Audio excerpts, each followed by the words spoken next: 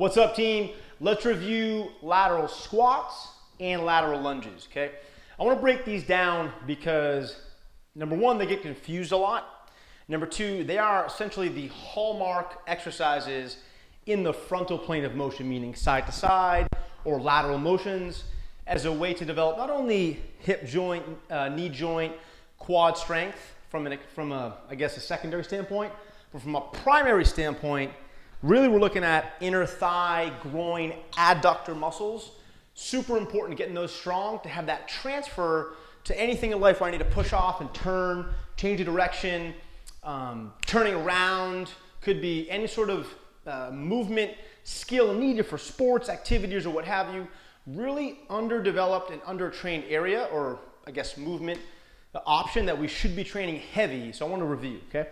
So number one is I'm a fan of using dumbbells to add a way to get into deeper ranges of motion. What I mean by that is most people think of lateral squat, the lateral squat as a way to train that area, which is totally cool. I also think we can add some loaded mobility in our warm-ups with a little bit of weight. So essentially, I'm in this lateral squat position, and I find that position by going to my regular squat position, and from here, I'll take a step out to the right, a step out to the left, step out to the right. Everyone's stance or wide stance will be a little bit different. You have to take some time to find that.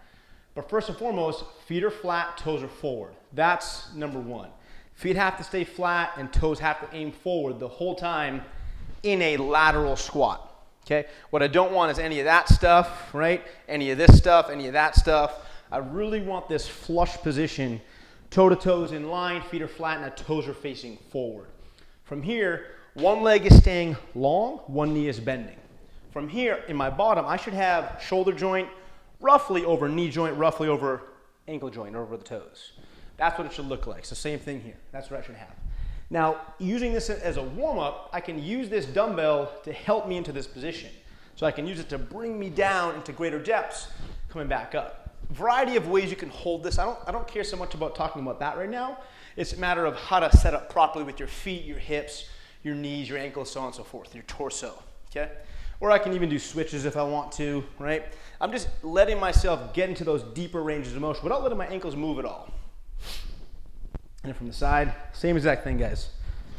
So we're here. Again, you can hold the dumbbell a variety of ways. I kind of like this offset position. So here, offset to that leg. And maybe you do all the reps that way. Maybe you switch them. Maybe you hold it double hand like this. Again, any of these are totally cool just to help me get into that position. When I'm ready to load it, you can use, you can hold it up top. I can go goblet, okay?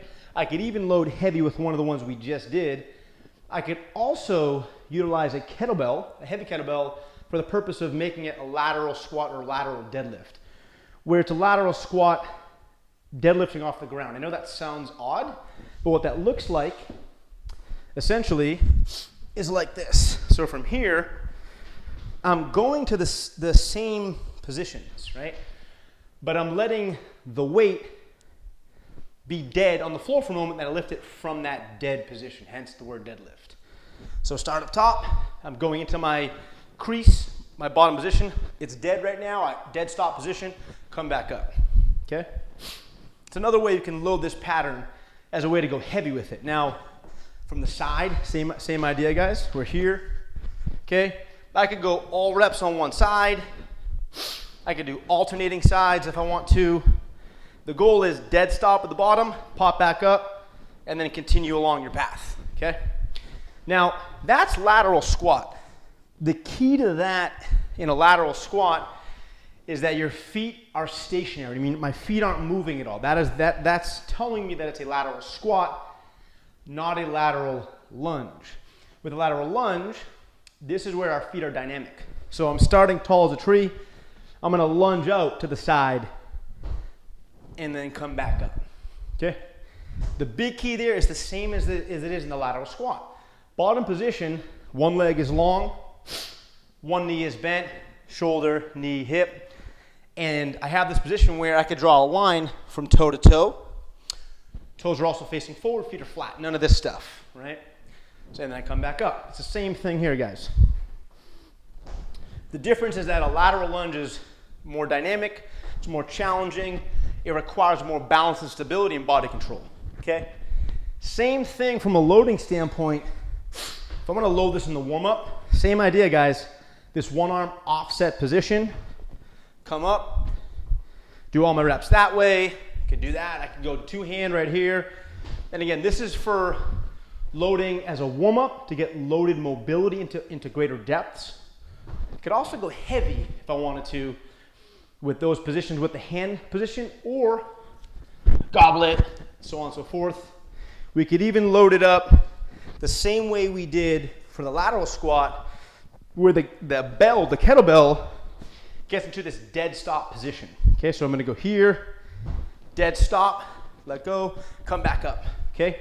This is a nice way to go heavy with it. So you can use it as your primary lift if you really wanted to. Another implement you could use to load would be a landmine, okay? So you could use a landmine, this hanging position, whether it's a lateral lunge or if it's a lateral squat, just like that, okay? Those are some options, some pieces to add lateral squats and lateral deadlifts into your warm-ups and also as your main training lift of the day.